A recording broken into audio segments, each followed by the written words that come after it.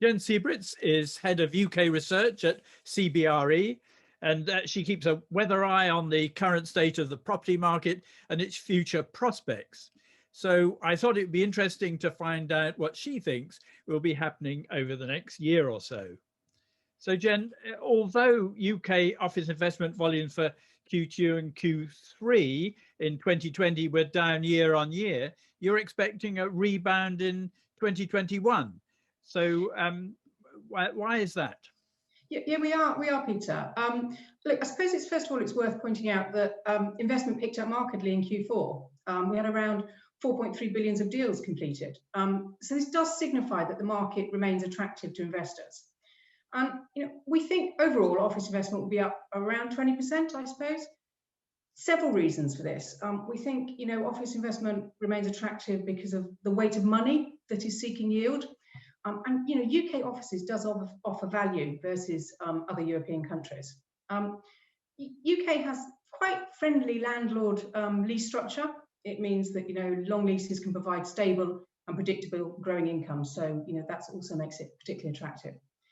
And of course, as we all know, the UK is viewed as a safe haven. It's got stable political and legal structure. And, the office market, the size of the office market, gives investors the ability to deploy large sums. So, there's availability of lots of, large lot sizes.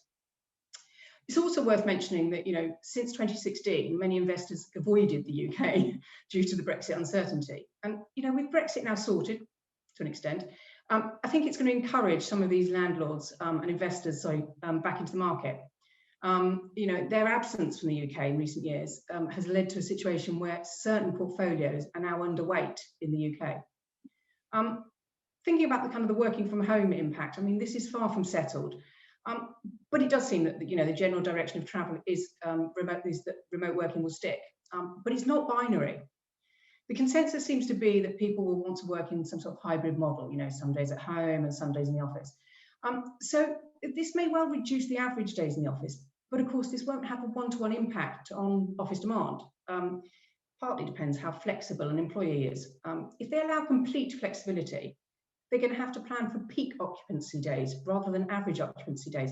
So it may have no effect on the level of demand. Now, also, in a remote working environment, you may find that, ironically, you might need more collaborative space, more meeting rooms for Zoom calls. So this is going to change the layout of the office, and could reverse the trend, the recent trend that we've had of densification. It also, finally, if people are coming into work less often in the future, I think having offices in locations where people are going to want to travel to be will be a predominant choice for occupiers. Places with good transport links and good amenity are likely to be more important. So you could see a switch to prime locations and prime office space. So that will become more important. So if we move now to the retail sector, you suggest that an excess of retail space will create opportunities for the repositioning of assets.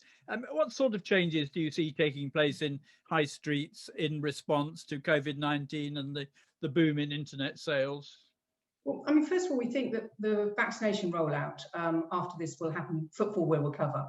Consumers will be more willing to return to the stores, and we might even see some revenge spending and going out. There's all this talk about, the roaring 20s, aren't they?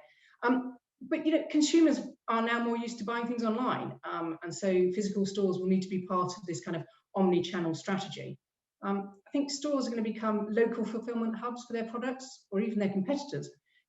Retailers will use the physical retail occupation costs to fulfill online orders, for example. There'll be a collection point, but physical retail could also be used for fitting room purposes, returns for online orders.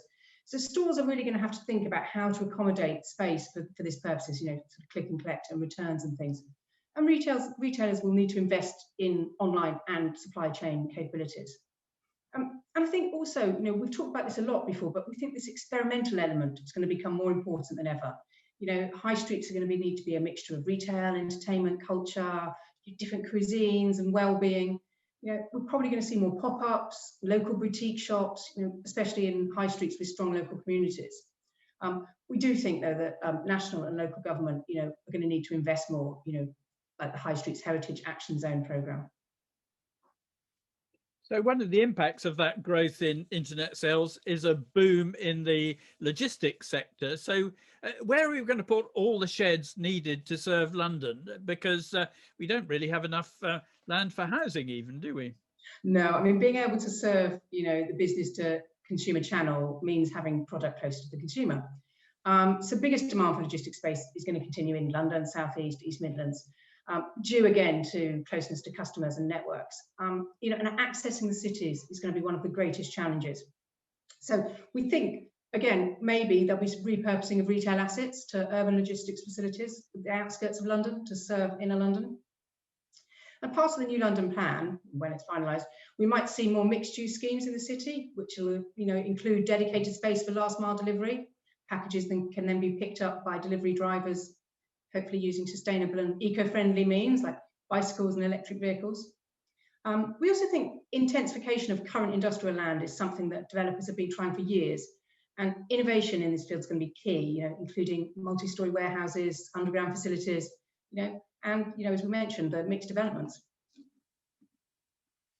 Now, one of the things that you suggest is that residential investment is going to break records for almost every year of your forecast, right up until 2025. So will this be the case in London, where we've seen a drop in population in 2020, which may continue if current house sales patterns, the flight to space, continue? Yeah, I think the drop in population is going to be a temporary phenomenon. I think it does reflect the current environment. I mean, if you think of sort of graduates and things, why pay rent to live near work, at the moment when at best you're going in 1 or 2 days a week? It doesn't make sense, especially when you can't even go out and enjoy the rest of London. I think when London reopens, I have no doubt in my mind that graduates are going to be back, not only to be near work, but to be in the hub of it. We've always had migration out of London, when people start having families and they move out to for schools and for more space. But normally this has been offset by the graduates and students, but of course we haven't got that offsetting at the moment. I also think that we will see overseas students return. So I do think that the fall in population in London is going to be a very temporary impact. Great. Well, I think that sounds very reassuring, and always reassuring to have good data to base what the future holds for us. So, Jen, thank you very much for your comments and your insights. My pleasure. Thank you.